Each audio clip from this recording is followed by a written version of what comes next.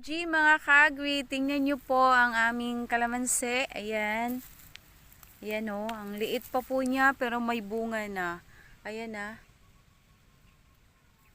Ayan. Bagong huli po yan mga kagri. Kasi patay na po yung puno nung katabi niya. So ito po ay bagong huli lang. Pero may bunga na siya o. Tingnan nyo po o.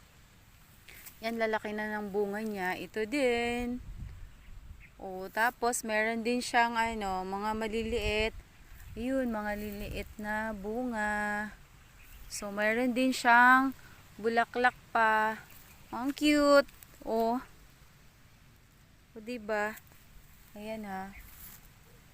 Bagong puno po 'yan. Tingnan niyo po ang liit po niya Pero namumunga na po siya.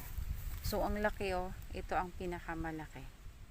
Tapos ito naman po yung sunod.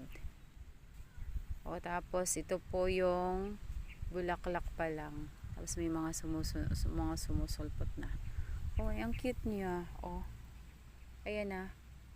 Bagong puno po yan mga kagri kasi yung katabi niya, ayan patay na, hinuli pa namin. Ang cute niya. Wala lang. Na-amaze lang ako kasi sanay ako ng yung malalaking puno ba na namumunga. So ayan. So dito kasi sa part na to, ayan, mga matatanda na po yung puno ng kalamansi namin. Sa kabilang side po kasi. Doon sa kabilang side doon. Ayan, mga bata. So ito po mga matatanda na, pero hindi po namin sila pinapatay. So ito hinuli pa namin dahil totally pinatay na namin. Pero ang cute ng bunga niya. Yun ang laki ng bunga.